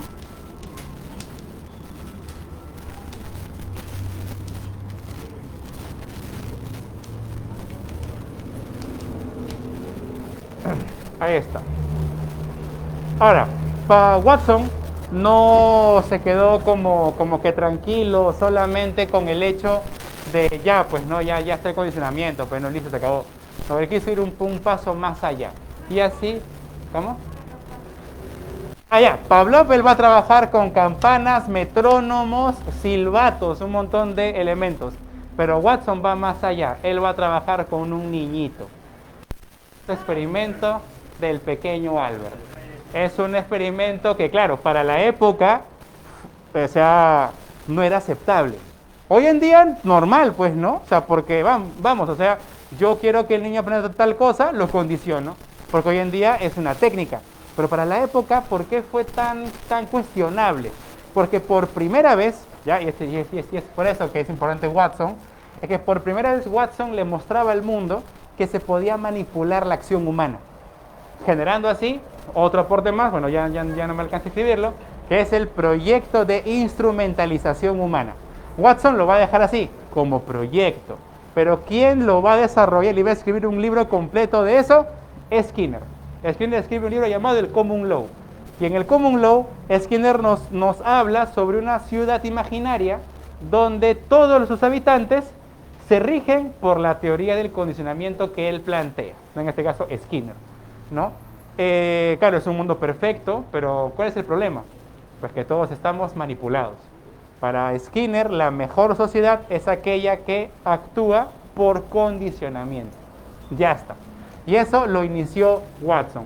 ¿Y cómo funciona el experimento del pequeño Albert? Muy fácil. Albert era un niñito que era hijo de uno de sus estudiantes, de sus colaboradores. Y a Albert le gustaba mucho jugar con las ratitas de laboratorio. Entonces, un día Watson dijo, uy, qué chévere, mira. A ver, dale la rata. Entonces le decían, toma Albert. Y le decía, tú, haz un ruido fuerte. Entonces, ¿qué hacía? Le daba la ratita y él, ¡pa!, hacía un ruido fuerte y el niño se asustaba. Y soltaba la rata. Otra vez, da la rata, decían toma la ratita, el niño estaba así por tocarla y ¡pa!, hacían un ruido fuerte y automáticamente el niño se estremecía y soltaba al roedor. Así varias veces, hasta que de pronto, cuando le acercaban la rata, no quería y se ponía a llorar. Claro, si tú fueras la mamá del niño, o sea, tú dices, ¿qué le han hecho a mi hijo, no? Reclamarías. Pero Watson, cuando vio que el niño lloraba de miedo por estar frente a la rata, él se alegró. Claro, soy el enfermo, ¿no? Pero hay que entender su posición. Él había demostrado algo, experimentalmente. Sí, yo puedo manipular el comportamiento, yo puedo hacer que alguien le pueda tener miedo incluso a un tacho de basura. O sea, porque puedo asociar estímulos, pues. A eso se refiere con su teoría del condicionamiento. Watson, ¿verdad? De ahí pues que la psicología también comenzó a ser vista como una ciencia peligrosa, pues, ¿no? Porque ya no cualquiera podía ser psicólogo, pues. Imagínate que tengas un desquiciado ahí que aprenda recursos psicológicos y quiera manipular la... ¿no? O sea, por eso hoy en día el que estudia psicología, ya en Perú no hay eso, pero se está implementando protocolos de estudio, de tutoría, evaluación psicológica, ya para todo aquel profesional o futuro profesional que quiera formarse en psicología, ¿ya? ¿Quiénes tienen aquí en el Perú estos protocolos? Por ejemplo, lo tiene Católica, la Universidad Federico Villarreal, San Marcos, ¿ya? ¿Qué tal? Por ejemplo, yo estudié en Villarreal y yo tuve 2 años costado, ¿no? Haciendo evaluación, psicoterapia, etcétera, ¿no? ¿Por qué? Porque, claro, o sea, este es un antecedente, ¿no? Y de todas maneras, todo psicólogo tiene que ir al psicólogo, de todas maneras, ¿no? Tienes que liberarte, ¿no? Porque hay demasiada presión ahí. Bueno, así pues surge el conductismo y al año siguiente, en Alemania, aparece una escuela nueva que va a basarse también en el método, pero va a retomar el tema de la conciencia. Estamos hablando de la Gestalt. La escuela gestáltica. A ver, ¿y qué cosa trajo la Gestalt? Bueno, número 1, el estudio de una actividad psicológica. O sea, es la primera escuela que ya no se centró por entenderlo todo. ¿Ves? Todas quieren entender todo, este también todo. La Gestalt va a decir, no, quiero entender una parte de lo que ocurre en la mente humana. Así, la Gestalt se va a centrar o va a tener como objeto de estudio a la percepción. Ahí está, quiere entender a la percepción, cómo es a interpretar las cosas, ¿no? Nuestra realidad. Bueno, vamos a ver. Para ello, obviamente, requiero de un método. Si no, no voy a poder interpretar nada, ¿no? Necesito un método que me ayude a comprender eso. Vamos a ver. Y su método es el mismo de arriba, el método experimental. Así, método.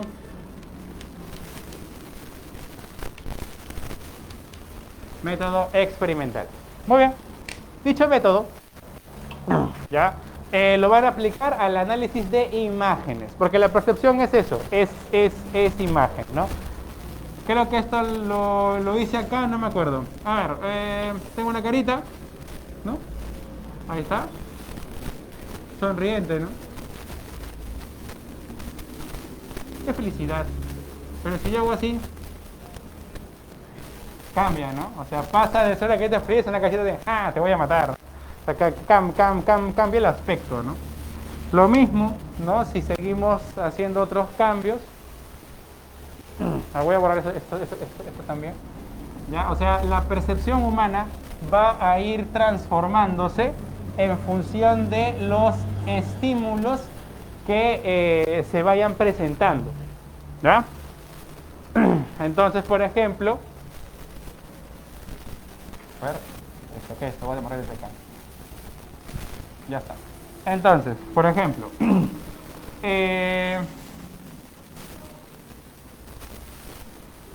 otra vez, la misma carita.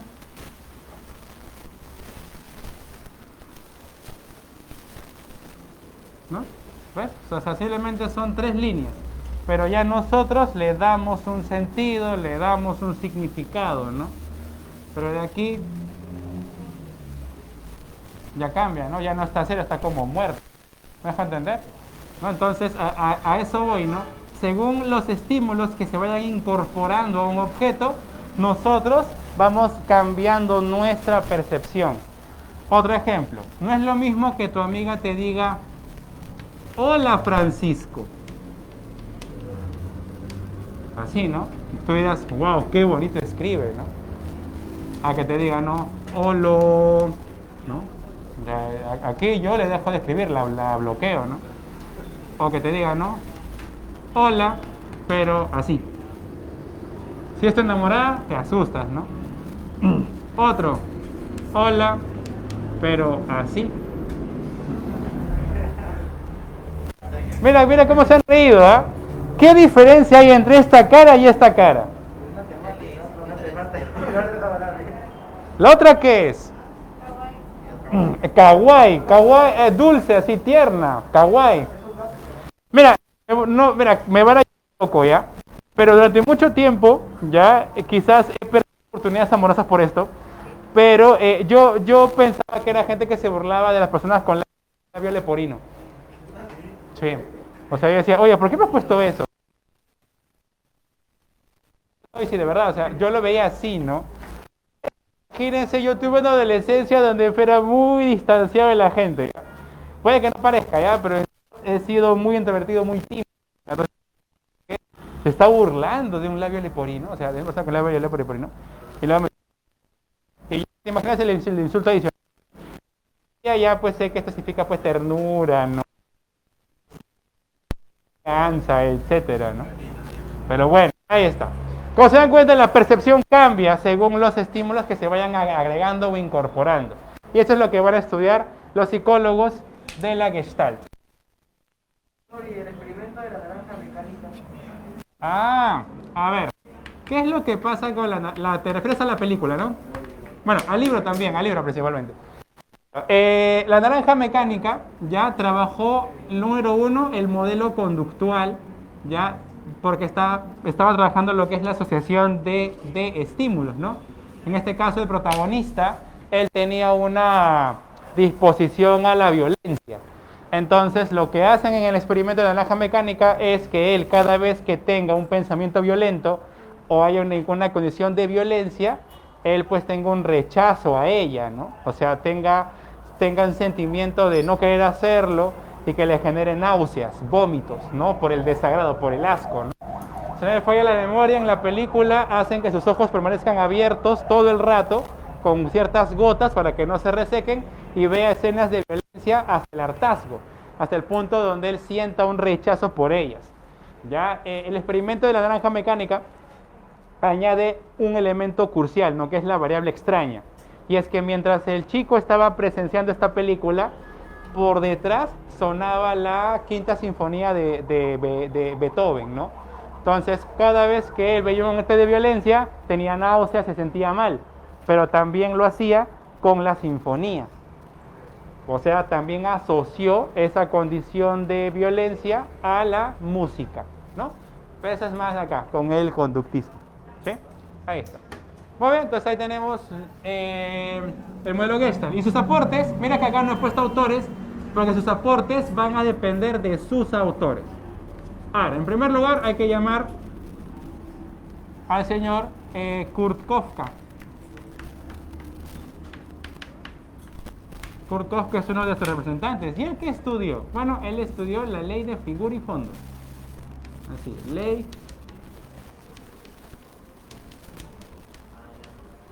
de figura y fondo. Exacto, muy bien. Lo que está en el primer plano es figura, lo que está en el segundo plano es fondo. Ahí está. Siguiente, Max Wertheimer. De Max Wertheimer tenemos como aporte las leyes de agrupación. Él estudió todas las leyes de agrupación, cómo es que el cerebro junta los estímulos. ¿Cómo? No, acá sería más como leyes de cierre, proximidad, continuidad, semejanza, proximidad, pregnancia, ¿no? Todas esas leyes las estudió él. Vamos a ver. A ver, por acá lo voy a poner ya para no estar corriendo. Un ejemplo sería, ¿no?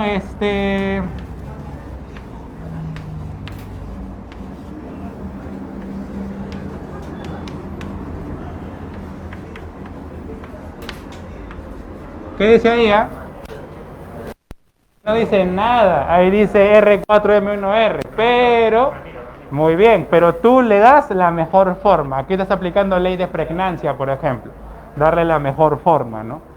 Ahí está, ¿no? Ley de agrupación, que es un ejemplo de ley de agrupación. Siguiente, tenemos a Wolfgang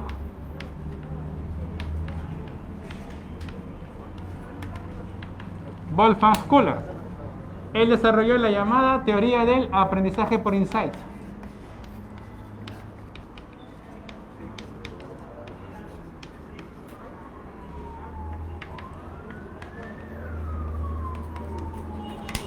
¿Cómo es el aprendizaje por insight? El aprendizaje por insight funciona así. Supongamos que te estás resolviendo un problema de matemática y no te sale. Y dices, oh rayos, ¿por qué no me sale? Y dices, ¿sabes qué? Olvídate, chao problema. Y te vas a la cocina a hacerte un pan con jamonada. Pues. Estás sacando la jamonada, sacas el pancito, lo cortas y de pronto en tu cabeza, uy, ¿cómo se le hace? Y te vas corriendo y me salió. Y tú no sabes por qué, pero ahí está. ¿Qué ha sucedido? Insight. El insight, chicos, es una... a ver, vamos a entenderlo así. Es un proceso de iluminación psíquica o de iluminación cognitiva que ocurre de forma paralela a mi actividad consciente. Si yo tengo un problema que no me sale ahorita, entonces para resolverlo, ¿qué me dice Köhler?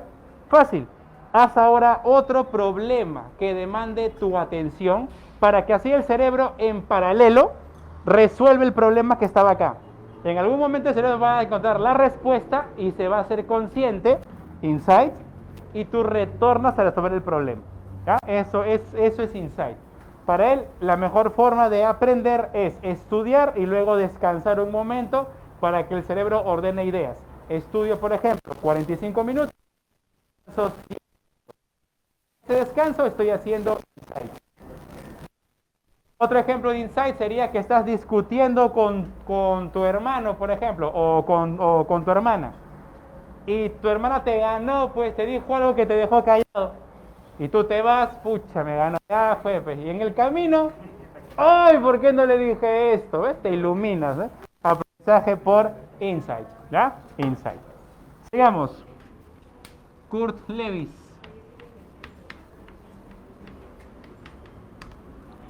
Kurt Lewis, él desarrolló la teoría del campo.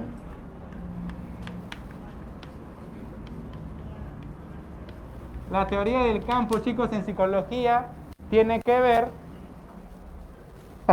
Ah, ya, acá en el chat me estaban poniendo emojis. Claro, ahí están. Entonces, en la teoría del campo, ya, en la teoría del campo está la llamada dinámica de grupos. ¿Cómo se construye un grupo? Pues bueno, al principio, por ejemplo, ustedes, ¿no? Ustedes son un grupo nuevo.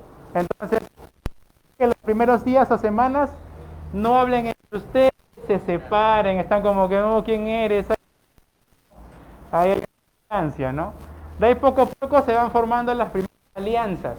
Como que, bueno, sobre todo con el que está cerca, ¿no?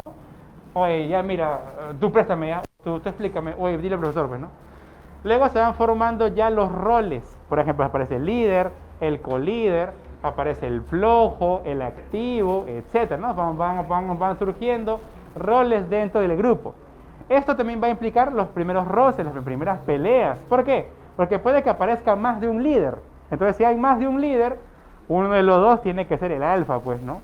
Que ojo, no es que sea varón, también puede ser mujer. Pero la idea es que un líder termina enfrentándose con otro líder para asumir el control o dirección del equipo, a menos que surja el coliderazgo, ¿no? Tengamos más de un líder. Eso es lo que explica Kurt Lewis. Funcionan las dinámicas dentro de un grupo. Obviamente, al final hay una armonía hasta que se logra el cierre del grupo, ¿no? Que sería la disolución. Por ejemplo, cuando acabe el ciclo, ¿no?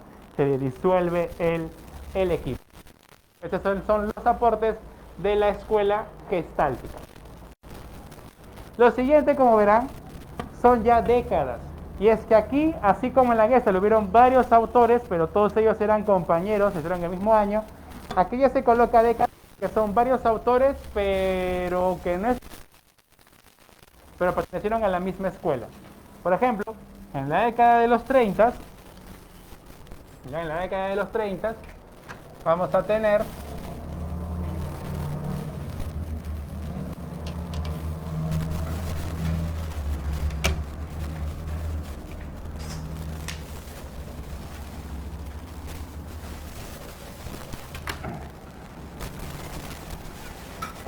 en la década de los 30 vamos a tener al neoconductismo. Aquí está.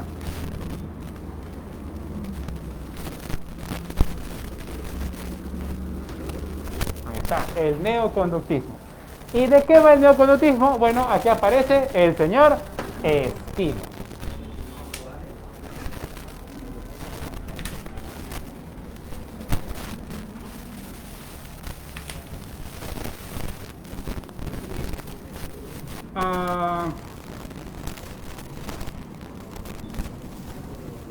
Frederick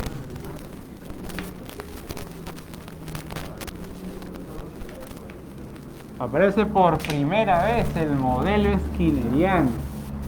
Skinner, chicos, fue un psicólogo brutal, tanto que a pesar de que hoy en día no hay una unidad de enfoques en psicología, todo psicólogo admira a Skinner. Skinner logró proezas enormes en psicología, al punto que él apoyó a Estados Unidos durante la Segunda Guerra Mundial. ¿Saben qué cosa logró Skinner?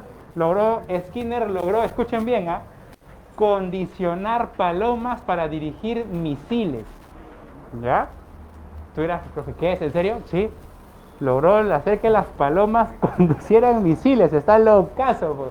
¿Qué más logró Skinner? Si no me falla la memoria, condicionar ratas para el transporte de mensajes dentro del campo militar, ¿no? O sea, eran ratas entrenadísimas, ¿no? O sea, que sabían esquivar cosas, detectar minas, era una cosa de loco, pues, ¿no?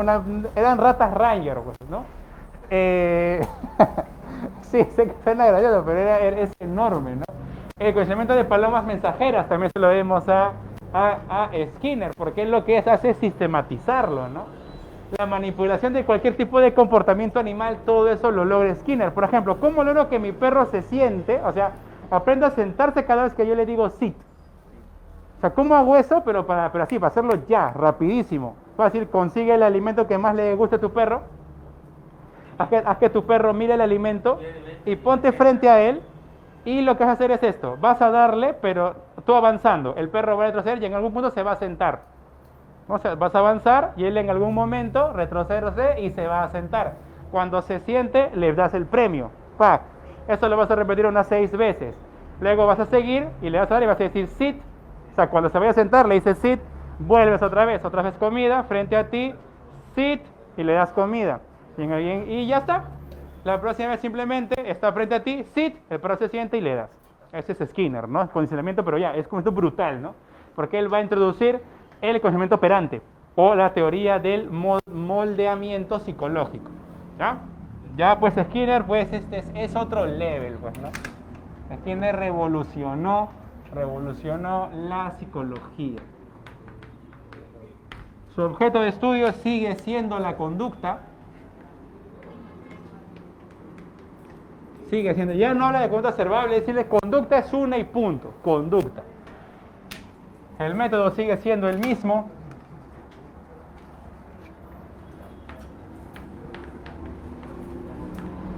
Ya, sí, el método sigue siendo el mismo.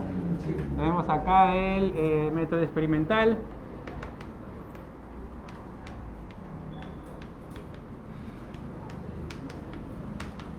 Ahí está, el método experimental. Si hablamos de referencias, porque él también va a tener sus referencias, no es que él fue un iluminado que ya sabía todo, no, él también se valió de otro autor, que es el psicólogo Edward Lee Thorndike, ¿ya? Esa va a ser su referencia, Edward Lee Thorndike. Y de Thorndike, ¿qué cosa aprende Skinner? ¿O qué es lo que retoma él? Él toma 2 leyes que había establecido Thorndike, que son la ley del ejercicio, la ley del efecto y la ley del ejercicio. Así, ley del efecto y ley del ejercicio. ¿Qué me dice la ley del efecto?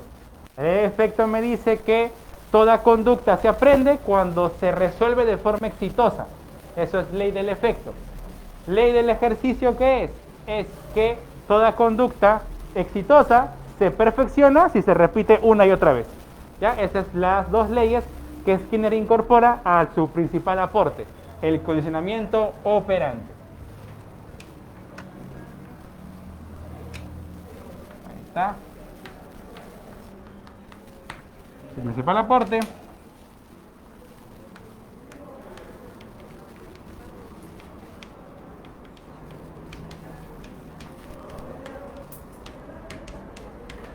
es el condicionamiento operante. Y el segundo y el más brutal son los programas de condicionamiento.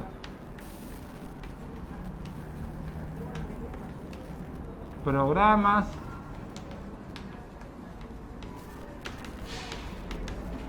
de condicionamiento. Acá viene una de las primeras razones de por qué no debería salir con un psicólogo o una psicóloga. ¿Ya? Lo primero que tienes que hacer antes de salir con un psicólogo o una psicóloga es preguntarle, ¿eres conductista? Si te dice que sí, tú dile, ay, a mano, gracias, ¿no? Y busca a otra persona, ¿no? Enamórate de alguien más. ¿Por qué? Porque el problema de condicionamiento es lo que había deseado Watson por mucho tiempo, la instrumentalización humana. Pregunta, ¿yo puedo hacer que un chico o una chica dependan de mí, pero porque yo he manipulado su forma de pensar para que siempre me necesite? Sí, se puede, pero no es ético. Ya, pero un psicólogo puede hacerlo, y por eso hay todo esto de la hora. Tú dirás, ¿y un psicólogo para qué aprende eso? Uno, para reprogramar el pensamiento de una persona con muchos conflictos, con muchos traumas. Otro, para lograr, por ejemplo, que una pareja que ahorita es disfuncional vuelva a ser funcional. Para lograr que, por ejemplo, un adolescente con problemas de conducta se readapte a su familia, se readapte a la escuela. Yo puedo hacer eso. O sea, sirve para cuestiones pues prácticas, utilitarias, con fines de servicio a la comunidad. Pero no para decir, ajá, esta chica me gusta, voy a programarte. No, ya, eso no se puede hacer, pero no, ya. Y lo otro, ya, ¿y por qué te digo que corras un poquito de riesgo, ya, saliendo con un psicólogo o una psicóloga? Es que te puede entrar el miedo de que te esté manipulando, pues, ¿no? De, por ejemplo, no sé, pues se me ocurre, ¿no? Cada vez que sale contigo, te dice, amorcito, un anticuchito. Y tú, ya, pues vamos, un anticuchito. La siguiente salida, amor, anticuchito, ya, pues un anticuchito, ¿no? Y así, todas las veces que has salido, unas 5 o 6 veces, has tomado anticuchito y dices, uy, qué chévere salir con mi amorcito, ¿no? Sea chico o chica, porque vamos a comer anticuchito. Pero ahora, esta persona dice, amor, anticuchito, ya, pero dame un abrazo. Ya, un abrazo. Te doy un abrazo y luego van a comer anticuchito. ¿Qué está haciendo? Ya te está empezando a manipular, pues. Cada vez que tú quieras un anticuchito, ¿qué vas a tener que hacer tú? Darle un abrazo, darle un mimo. Si es posible, traerle algo, comprarle algo, porque poco a poco el conocimiento va escalando, pues. Al final, la persona dice, mira amor, te traje esto. Uy, qué bonito, anticuchito, ¿ves? Has logrado manipular tu comportamiento, te ha programado, ¿no? Y tú ni cuenta te diste, ¿no? Ya, ojo, ahí está, ¿no? Entonces, y hay más estrategias, ¿no? Por ejemplo, esto se aplica mucho, ¿sabes dónde? En los trabajos, ¿no? Yo quiero que un trabajador me trabaje pilas, pilas, pilas. ¿Qué hago? Fácil, mira, si has terminado de limpiar todas las oficinas para las 2 de la tarde, tienes un bono de 2.000 soles. ¿Cuánto gana? 700. Oye, va a querer limpiar rápido, ¿no? Automáticamente, o sea, lo que busco es eso, que trabaje más, doy incentivos. Todo lo que son programas de incentivos en empresas es programa de condicionamiento. Skinner diseñó infinidad, así, multitud de programas para cualquier tipo de rubro empresarial para lograr la máxima rentabilidad y eficiencia dentro de una empresa. ¿Ya? Ese es Skinner. Por eso es que se le reconoce como el más grande de los psicólogos en la historia de la psicología. ¿Ya? Y eso sin contarte los aportes que logró hacer durante la Segunda Guerra Mundial en pro de Estados Unidos, ¿no? Pero bueno, ahí está. Dímelo. Un libro de programas de condicionamiento. El Common Law. Un libro. Así, el Common Law. El Common Law. Si no me equivoco, es así. Common Law. No me equivoco, sí. ¿Ya? Acá, eso es un libro. Este de acá es una novela que escribió Skinner donde relata cómo es que se hace esta programación, ¿no? Ahí está. Ahí está, amigo Skinner. Gracias, amigo. Sigamos, década de los 40, aparece pues la gran queja, el reclamo. Verás, ¿no? ¿Reclamo de qué? ¿Sí? Va a haber un reclamo. Va a haber un grupo de psicólogos que se va a alzar en armas, no mentira, va a haber un grupo de psicólogos que va a quejarse de qué han hecho ellos con la psicología. ¿Ya? Aquí en el intermedio va a aparecer también el neopsicoanálisis, ya de lo que te expliqué, pero ya no lo voy a colocar porque eso sí no te van a preguntar. Pero bueno, ya estaban los neopsicoanalistas que consideraban que toda persona venía con un trauma infantil que había que resolverlo. Sí, ya que había que resolverlo para que así pueda tener una vida adulta pues tranquila, cómoda, ¿no? ¿Quiénes son los que aparecen en la década de los 40? Bueno, aquí aparece el movimiento humanista.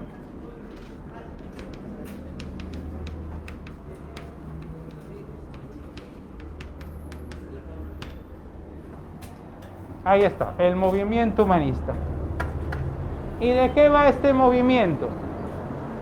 En la mayoría de preguntas tipo admisión te van a hablar de humanismo nomás, dime. No, hoy en día no, más aún hoy día se le llama enfoque fenomenológico, enfoque humanista, enfoque Gestalt, ya ha ido cambiando. El nombre es movimiento humanista. En la mayoría de claves, alternativas en preguntas de admisión, le llaman humanismo. También vale, también es válido, pero te coloco esto porque así nació como un movimiento. Los psicólogos, hubo un grupo de psicólogos que se quejaron de Skinner, de Watson, de Freud, ya porque consideraban que trataban a las personas como cualquier cosa. El movimiento humanista surgió como una queja, así, surgió como una queja hacia ¿Hacia quién? Por un lado, hacia el psicoanálisis.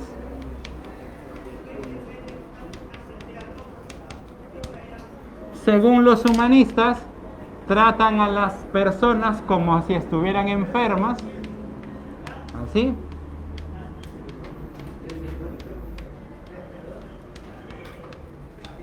Tratan a las personas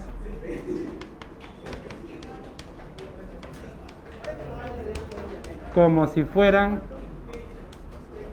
enfermos o traumados.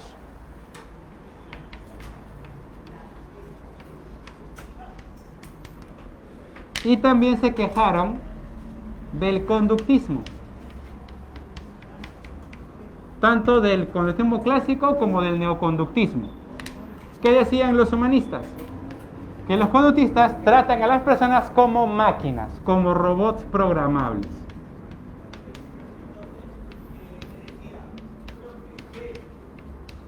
Tratan a las personas como robots programables.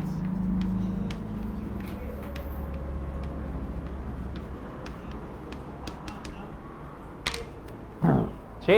Entonces, estos psicólogos, ya alzando su voz de protesta, dijeron pues que la psicología no podía ser de esa forma, y son los primeros en establecer que debía haber un trato humano hacia la persona, respetar su individualidad, no tratarlos a todos como si fueran iguales, como si tuvieran una misma mecánica interna. No, hay que tratar a cada persona, tratarla en su plenitud, en su humanidad completa, ¿no?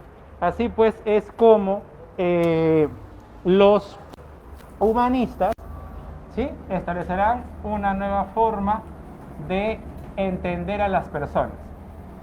Así que aquí, si te das cuenta, ya no hay algo de ciencia realmente, o de investigación científica, como quizás lo hubo anteriormente. Ellos, por ejemplo, a nivel de objeto, ¿cuál va a ser el objeto en el que se van a centrar? A nivel de objeto, se van a centrar en la persona plena. Así, persona plena. Otro tema que van a abordar los humanistas va a ser el tema de la motivación. La felicidad, etc. ¿Ya? El autoestima, por ejemplo. Autoestima. ¿Sí? Son sus objetos. Sin embargo, este nuevo movimiento, esta nueva escuela, entre comillas, no cuenta con método. ¿Y por qué no tiene método? Porque para los humanistas la existencia de un método significa que todos vamos a tratar a todas las personas de la misma forma. Y acá humanistas hay un montón. Ya vamos a ver aquí algunos aportes para que puedas ver a los distintos autores que fueron apareciendo y que fueron dejando algo, pues, ¿no? Ya, ahí está. Aportes. Dime. Ya. No hay método porque para ellos la existencia de un método significa el tratamiento único para todas las personas. O sea, no respetamos su plenitud, como que la persona es única, especial y diferente. Entonces no las puedo tratar a todas por igual. Por eso no consideran un método. A ver, en sus aportes hay que mencionar a, repito, varios autores. Entre ellos, por ejemplo, vamos a mirar al fundador de este movimiento, ¿no? Al que lo inició todo, que sería Carl Rogers. ¿Cuál es el aporte de Rogers? Bueno, la terapia centrada en el cliente.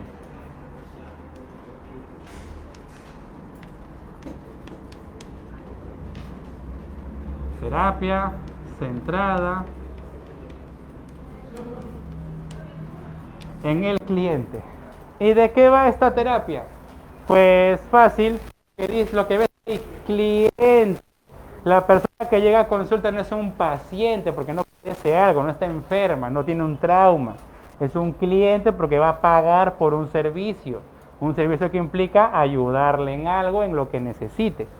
¿Ya? Entonces, y obviamente, mira, nos centramos en el cliente, o sea, mi forma de abordaje es solo para esta persona y no va a ser igual para fulanito, menganito. ¿Ya? O sea, cada persona tiene una forma de o de entenderlo. Muy bien, ese es Rogers. Otro humanista es el bonachón de Abraham Maslow. De Maslow todos conocemos su principal aporte, la pirámide de las necesidades. Pirámide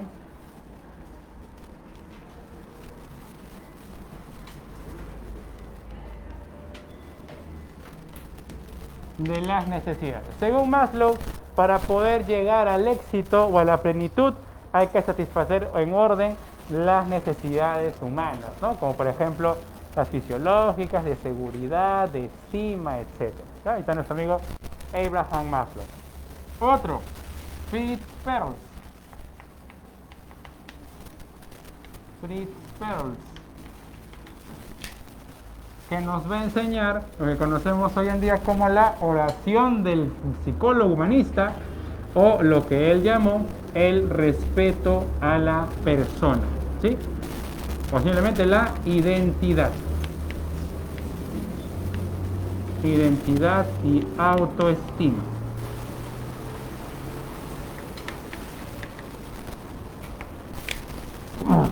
La frase de Perls va de la siguiente forma. Él dice: yo soy yo y tú eres tú. Yo no he venido a este mundo a cumplir con tus expectativas. Tú no has venido a este mundo a cumplir con las mías. Yo soy yo y tú eres tú.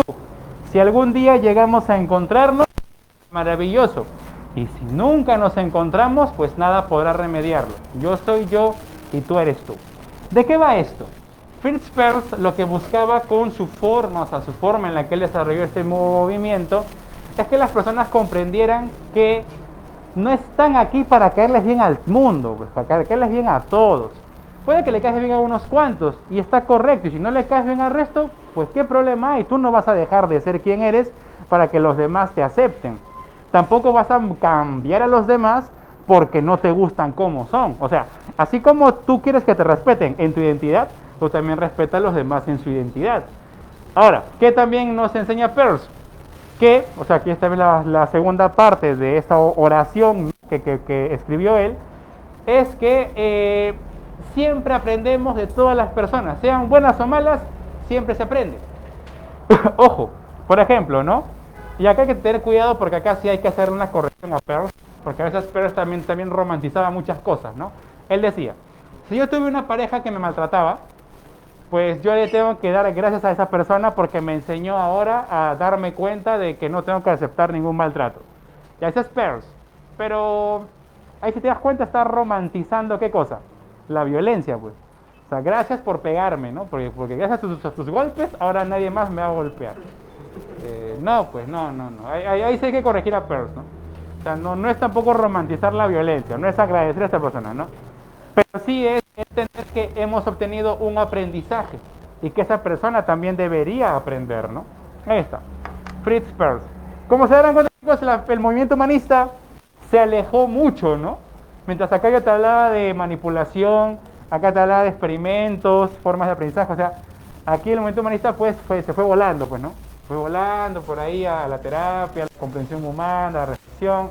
Por eso que los chicos de psicólogo humanista tratar de entender tu forma de pensar, confiar en ti y demás, ¿ya? Obviamente hoy en día no vas a encontrar humanistas puros. Yo, por ejemplo, soy un psicólogo humanista, pero este es de los 40. Hoy en día el movimiento humanista es mucho más complejo, se ha combinado con otras áreas, ¿ya? Pero cuando nació, ellos eran como que los santitos, pues, ¿no? Trata bien a los demás, ama, te respeta, te pisan love, ¿no? Movimiento humanista. Bueno, para acabar, porque ya también se nos acaba el tiempo, década de los 50, después de la Segunda Guerra Mundial, hay algo que comprender. ¿Qué cosa? ¿Por qué la gente se ha matado de esa forma? Pues, ¿no? Claro, bueno. ¿Cómo diablos es que a alguien se le ocurrió hacer semejante bomba? Bueno, eso hay que entender acá, los procesos cognitivos del ser humano. Claro, ¿cómo llegamos a eso? Bueno, ahí es que aparece el cognitivismo.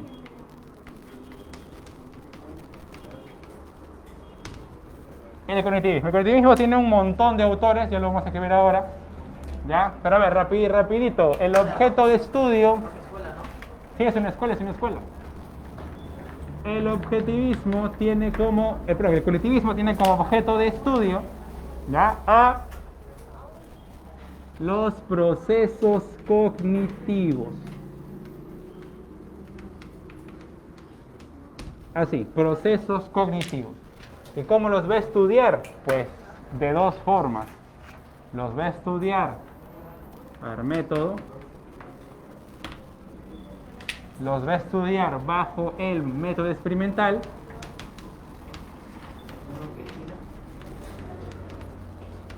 Sigue usando el método experimental y va a volver a algo anterior, mira, algo del pasado. La aplicación de test psicométricos. Van a retomar eso. Aplicación de test psicométricos.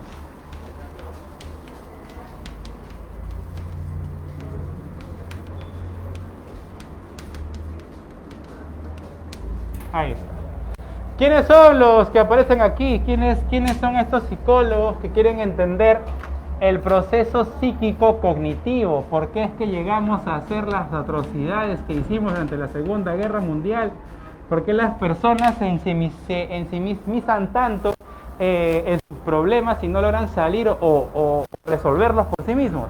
Pues bueno, uno de ellos fue, por ejemplo, Jean Piaget.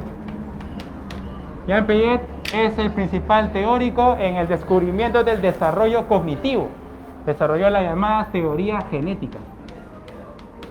Ahí está, la teoría genética.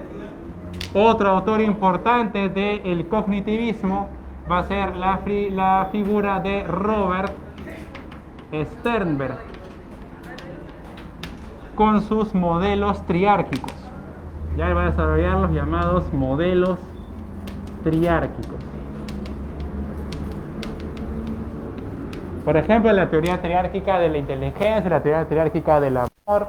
Van a aparecer más de, por ejemplo, Richard Lazarus, ¿no? El modelo cognitivo de las emociones, ¿no? De la evaluación primaria y secundaria, y eso también lo vamos a ver más adelante. Como se dan cuenta, es con los cognitivistas donde la psicología otra vez ya vuelve al ruedo científico, por decirlo así, pero ya con esta inmersión al campo de los procesos cognitivos. Por eso hoy en día, actualmente, ya hay toda una vertiente de entender esto, pero a nivel neurológico. O sea, entender lo cognitivo, pero a nivel neurológico. Por eso hoy en día hablamos de las neurociencias psicológicas.